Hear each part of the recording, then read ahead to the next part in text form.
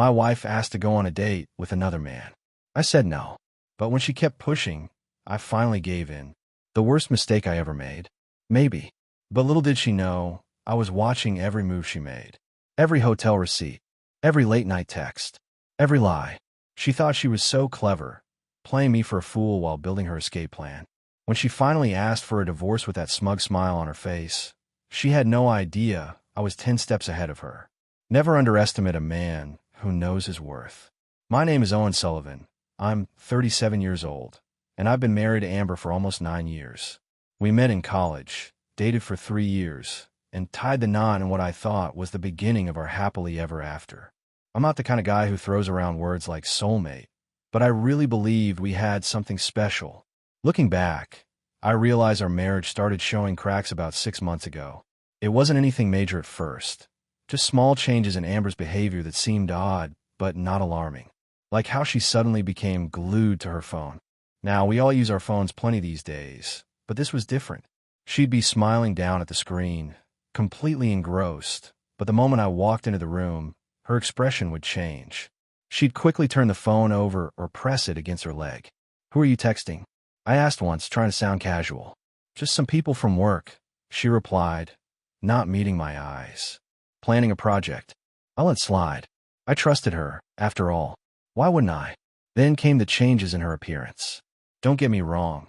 Amber had always taken care of herself. But suddenly she was buying new clothes, wearing makeup I'd never seen before, and spraying on perfume that cost more than our monthly cable bill.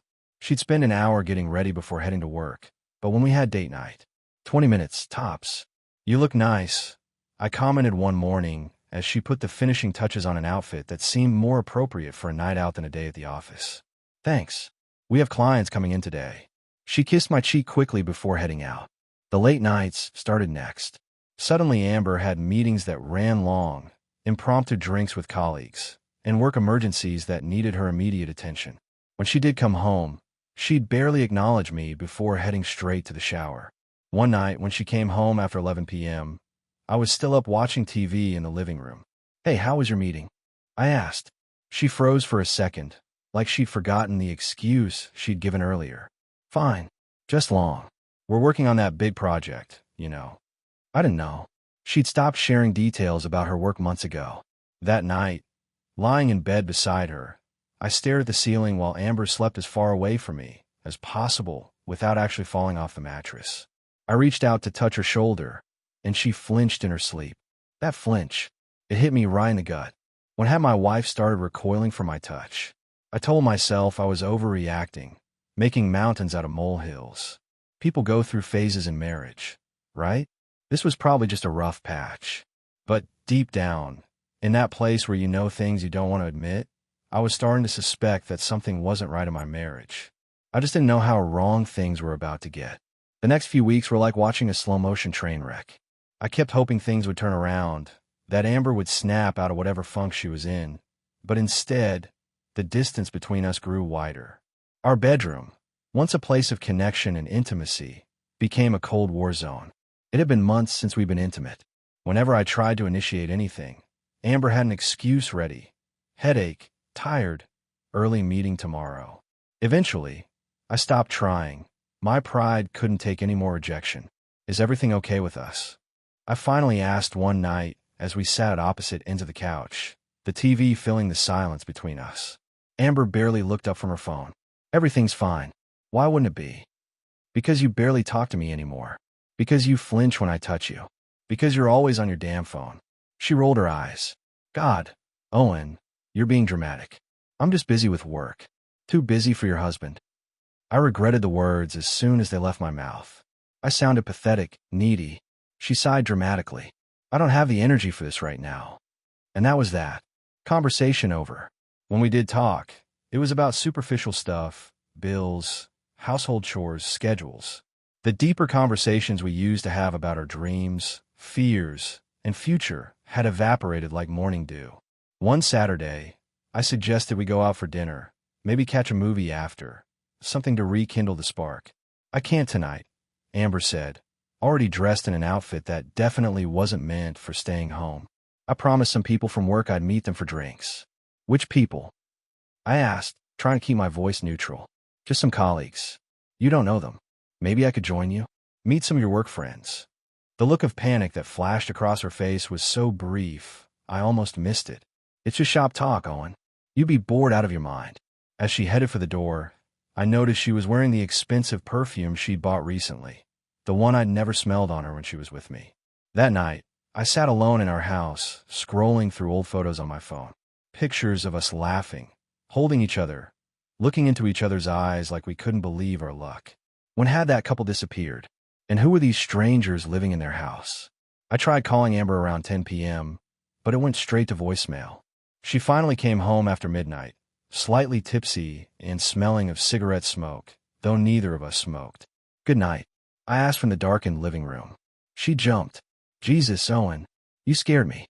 Why are you sitting in the dark? I didn't answer her question. She didn't answer mine. As I lay awake that night, listening to Amber's steady breathing beside me, I realized something had to give. Either we needed to address whatever was happening, or I needed to prepare myself for the possibility that my marriage wasn't what I thought it was. The breaking point came on a Tuesday night. I'd had a rough day at work and was looking forward to a quiet evening at home. I'd even picked up takeout from Amber's favorite Thai place, hoping to spark some connection between us. I found Amber at the dining table, scrolling through her phone as usual. I set down the food and started unpacking the containers. I got your favorite, I said, sliding a plate of pad thai toward her. Extra peanuts, just how you like it. She glanced up briefly. Thanks, but I'm not that hungry. As I sat down across from her, she set her phone down and took a deep breath, like she was preparing for something. My stomach tightened. So, she began, her tone suspiciously casual. I wanted to talk to you about something. I nodded, my fork halfway to my mouth. Brandon from work has invited me to dinner Friday night. There's this new fusion restaurant downtown he thinks I'd like. My fork froze midair. Brandon? You mean just you and him? Like a date? She rolled her eyes. Come on, silly. He's just a coworker of mine. And he's not like you. He appreciates fine dining. We're just going to have dinner together and maybe catch a movie after. I love you, but I want to do this. The way she said it, like I was being ridiculous for questioning my wife going out alone with another man, made my blood boil. But I kept my voice steady. I'm not comfortable with that, Amber. Dinner and a movie with another guy? That's a date, no matter how you spin it. Her eyes narrowed. So you don't trust me? Is that it? This isn't about trust. It's about respect. Would you be okay if I took some female coworker out for dinner and a movie? That's different, she snapped. Ow, I challenged. It just is. God, Owen, I didn't realize you were so insecure. And there it was, the deflection, turning my legitimate concern into a character flaw on my part. I'm not insecure. I'm your husband, and I'm telling you I'm not okay with this. Amber pushed away from the table, her food untouched. You know what? Forget it. Forget I asked. I'll just tell Brandon my controlling husband won't let me go. That's not fair, and you know it. What's not fair is being treated like property. I thought I married a confident man, not some jealous teenager. Each word was calculated to hurt, to make me doubt myself, to frame my objection as unreasonable. But for once, I didn't back down. The answer is no, Amber. I'm not okay with my wife dating other men. If that makes me controlling in your eyes, so be it. Her face contorted with rage. She grabbed her phone and stormed out of the room, the sound of our bedroom door slamming echoing through the house. I sat alone at the table, the food growing cold, wondering when exactly my marriage had turned into a battlefield, and how much longer I could fight a war I was beginning to think I'd already lost. The days following our argument were brutal. Amber had transformed our home into an emotional icebox. She barely acknowledged my existence, and when she did, it was with cutting remarks and dramatic sighs. I never thought you'd be the kind of husband who tries to control who I can be friends with, she said one morning, her voice dripping with disdain. I didn't respond. What was the point? In her mind, I was already the villain. The silent treatment continued for days. Amber would come home late, make a show of sleeping on the far edge of our bed, and leave early in the morning. Any attempt at conversation was met with one-word answers or accusations about my toxic jealousy. You know what real confidence looks like? She asked over a silent breakfast. It's trusting your partner enough to let them have their own life. I set down my coffee mug. And you know what real respect in a marriage looks like? It's not putting yourself in situations that make your spouse uncomfortable. She rolled her eyes and muttered something about outdated thinking. After a week of this treatment, I was exhausted. The constant tension, the subtle jabs, the feeling of walking on eggshells in my own home. It was wearing me down. Maybe I was being unreasonable. Maybe I should just let her go to dinner with this Brandon guy and be done with it. But a voice in my head kept warning me, this isn't normal. This isn't how a committed wife behaves. Friday morning, as I was getting ready for work, Amber approached me with a softer expression than I'd seen in days. I've been thinking about our argument, she said, perching on the edge of our bed. And I think we both overreacted. I waited, suspecting there was more coming. I don't want to fight anymore, Owen. It's stupid. We're adults, and we should be able to have friends without it turning into this big thing. I agree that we shouldn't fight, I said carefully. But my feelings about you going on a date with another man haven't changed. Her face hardened for a moment before she forced a smile. What if I promise it's just dinner? No movie. I'll be home by 10. I studied her face, looking for sincerity, but finding only determination. She wasn't asking anymore. She was telling me in the gentlest way possible that she was going, regardless of how I felt. Do whatever you want, Amber, I finally said, too tired to keep fighting. You're going anyway. Her face lit up with victory, poorly disguised as relief. Thank you for understanding. I promise it's no big deal. As she bounced out of the room, already reaching for her phone, I had the sinking feeling that I'd just failed some kind of test. I'd given in not because I was okay with it, but because I was too exhausted to keep fighting. That night, as I watched Amber get dressed for her non-date, new dress, full makeup, hair done perfectly, I realized something important. This dinner wasn't the real problem. It was just a symptom of something much worse.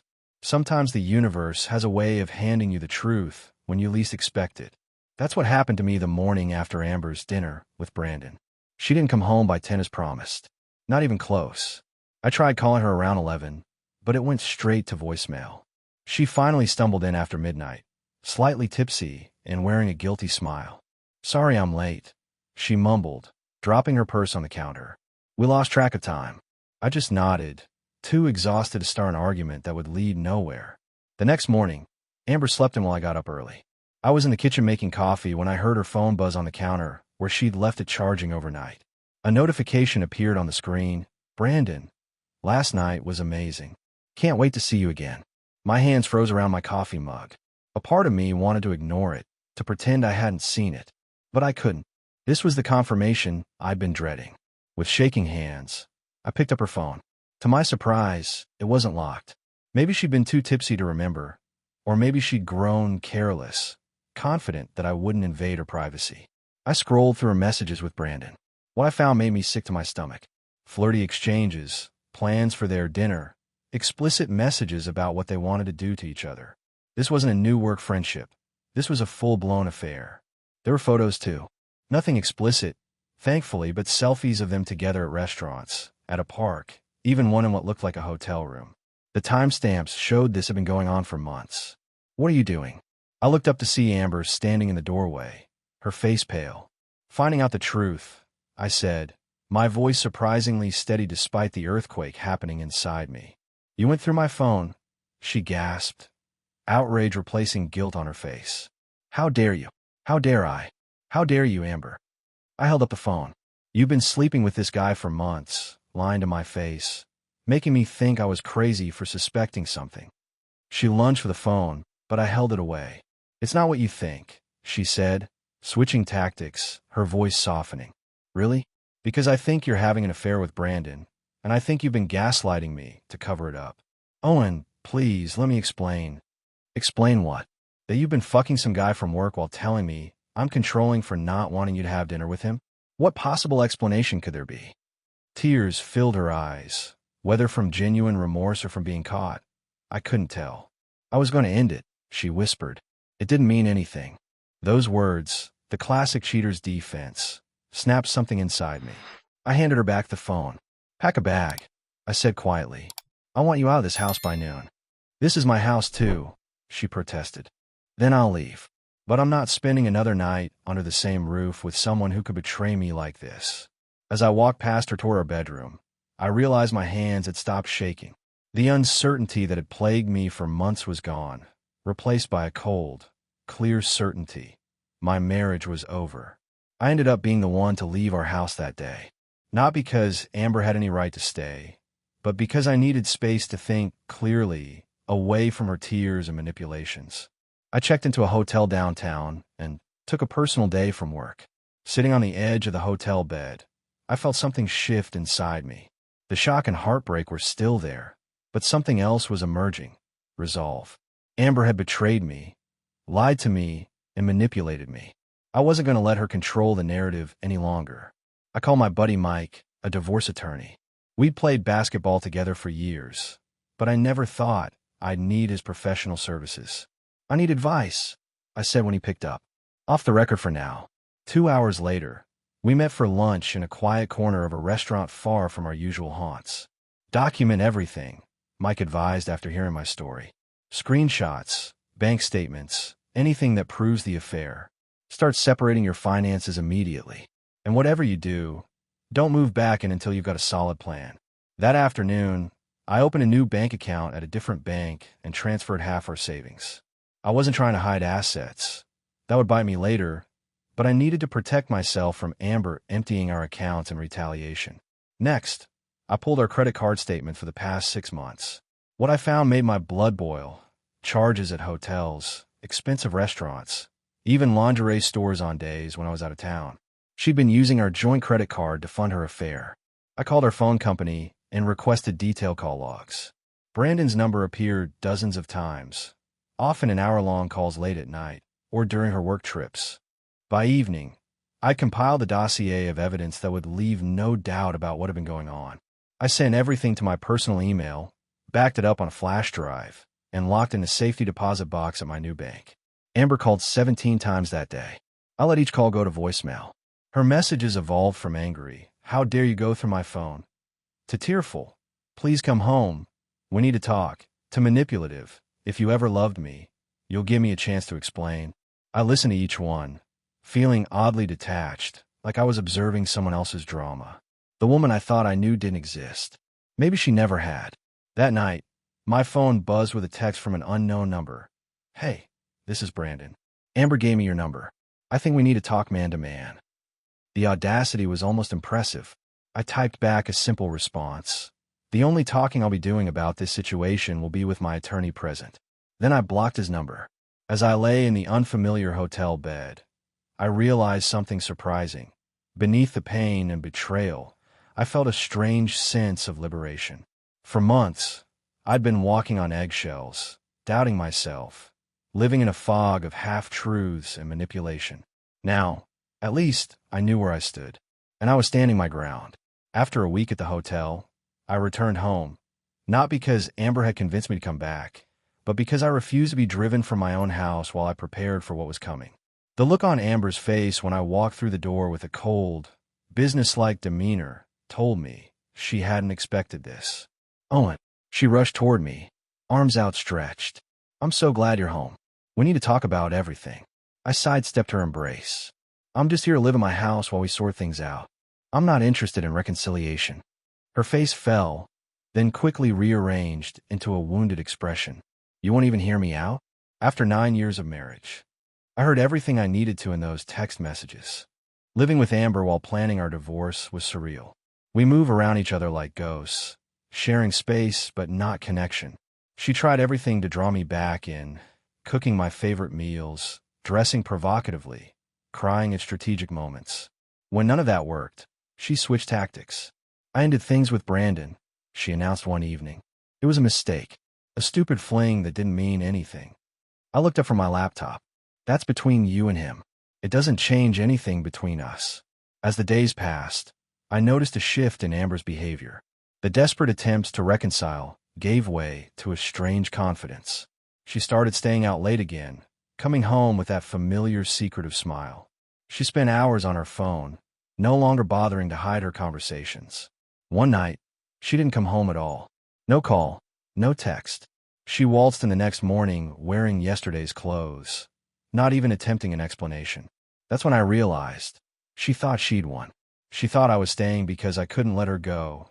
that eventually I'd forgive her affair if it meant keeping her. In her mind, she had all the power. Little did she know that while she was playing house with Brandon, I was methodically building my case. Every late night, every unexplained absence, every suspicious charge on our joint credit card was documented and sent to my attorney.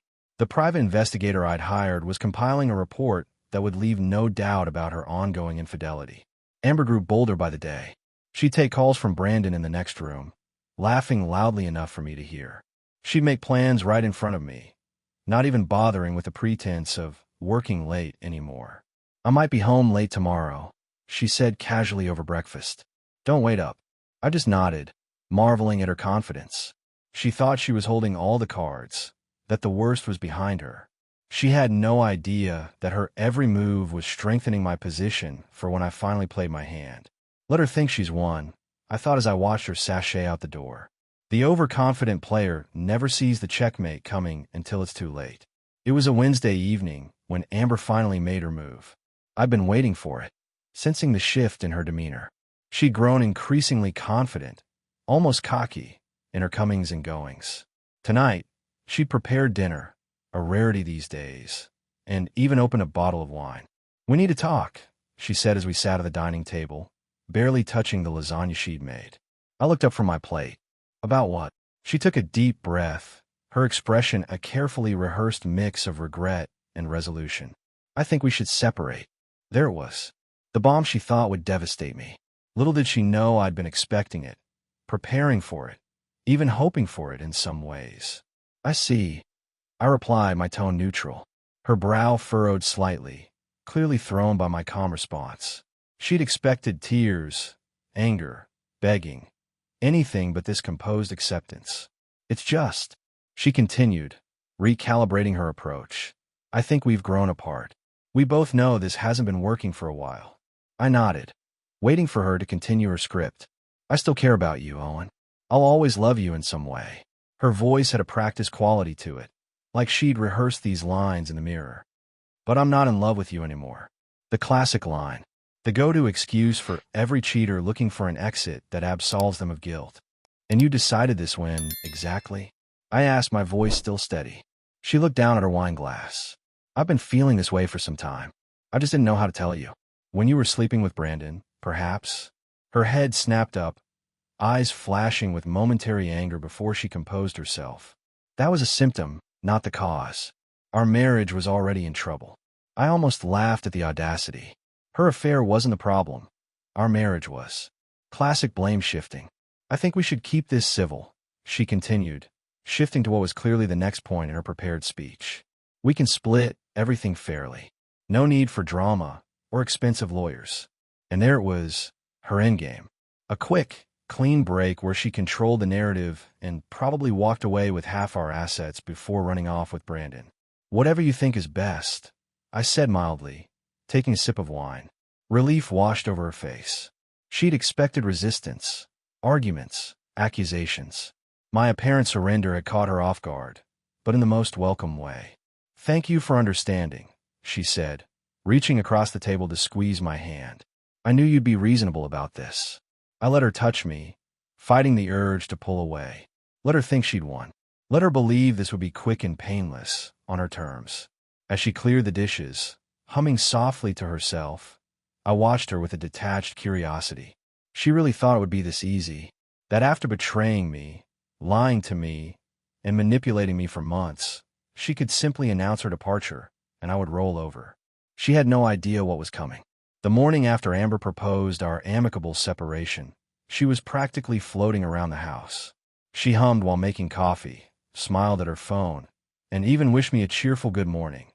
All signs of a woman who thought she'd successfully navigated her way out of a marriage with minimal consequences. I waited until she left for work before making my move. Today was the day all my preparation would finally pay off. At precisely 9 a.m., I called Mike, my attorney, and gave him the green light. By 9:30, the divorce papers were being delivered to Amber's office, not by a process server, but by Mike himself. The papers included full documentation of her affair with Brandon, complete with time-stamped photos, text messages, and hotel receipts. Around 10 a.m., I got the text I was waiting for from Mike, delivered. She's in shock. I smiled grimly and proceeded to phase 2. I drove to our bank and closed our joint accounts, transferring all remaining funds to my new secure account. I'd been siphoning money to this account for weeks, not to hide assets, but to prevent Amber from emptying our accounts when she realized her plan was falling apart. By noon, my phone was blowing up with calls and texts from Amber. I ignored them all, let her stew for a while. I was sitting calmly in the living room when Amber burst through the front door at 2 p.m., her face contorted with fury, makeup streaked with tears. "How dare you?" she shrieked, flinging her purse onto the counter. "You had me serve divorce papers in my office? In front of everyone." I looked up from my book. "Hello, Amber. And the bank called me. The accounts are empty." She was practically vibrating with rage. "You can't do this." "Actually, I can." And I did. I set my book aside. "You should read those papers carefully. I've documented everything. The affair, the hotels, the lies. Every penny you spent from our joint accounts to finance your relationship with Brandon." Her face paled. That's invasion of privacy." "No, Amber. That's gathering evidence of your infidelity and financial misconduct during our marriage. Evidence that will be quite relevant when we discuss asset division and alimony." She sank onto the couch, her anger giving way to disbelief. "You planned this. All this time while you thought I was a broken man who would take whatever scraps you offered." "Yes, I planned this. I played the long game while you were thinking short term." "I'll fight you," she threatened, her voice quavering. "I'll get my own lawyer." "By all means," I replied calmly. "But you should know I've spoken with Brandon's wife too." Her head snapped up. "What? Oh, did he not mention he was married? With 2 young children?" I smiled without humor. She was quite grateful for the information. "I believe she's meeting with her own attorney as we speak." The color drained from Amber's face as the full implications hit her. Not only was her plan for an easy, profitable divorce crumbling, but her future with Brandon was likely going up in flames too. "You've ruined everything," she whispered. "No, Amber. You did that all on your own. I just made sure you couldn't profit from it." As she stumbled back out the door, phone already pressed to her ear, I felt no satisfaction, no triumph, just a grim sense that justice, cold and imperfect as it was, had finally been served. 6 months passed like a strange dream. The divorce proceedings moved forward with brutal efficiency, largely thanks to the mountain of evidence I'd collected. Amber fought at first, hiring an aggressive attorney who made grand threats about taking me to the cleaners. But evidence speaks louder than threats, and once her lawyer saw the full dossier Mike had compiled, their strategy quickly shifted to damage control. Brandon disappeared from the picture almost immediately. According to mutual friends, his wife had filed for divorce and was seeking full custody of their children. He couldn't afford to fight both legal battles, so he chose his family. Amber was collateral damage in his decision, discarded as quickly as she'd been acquired. Without Brandon or the financial windfall she'd expected from our divorce, Amber's carefully constructed future crumbled.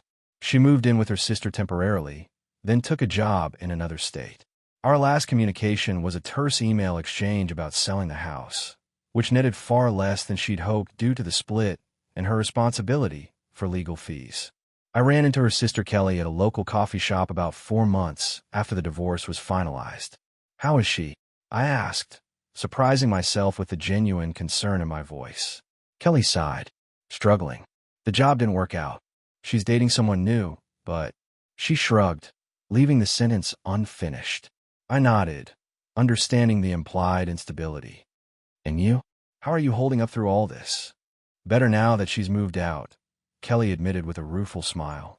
"Turns out having your bitter sister sleeping on your couch for months isn't great for your marriage." We shared a laugh, awkward but genuine. Before we parted, Kelly squeezed my arm. "You're a good man, Owen. What happened? It wasn't because you weren't enough. Some people just can't appreciate what they have until it's gone." Those words stayed with me as I rebuilt my life. I sold the house we'd shared and bought a smaller place closer to downtown. I joined a hiking club, reconnected with friends I'd neglected during the drama of my marriage's collapse, and even started dating again, cautiously, with my eyes wide open. Sometimes people ask if I regret how things ended with Amber, if I wish I'd confronted her earlier or tried harder to save our marriage. I always give the same answer. No. What I regret is not trusting my instincts sooner, not recognizing the red flags for what they were. But the ending itself, that was inevitable from the moment she decided to betray our vows. The most important lesson I learned wasn't about Amber or marriage or even infidelity. It was about myself, about finding strength I didn't know I had, about standing firm when it would have been easier to crumble, about refusing to be a victim of someone else's choices.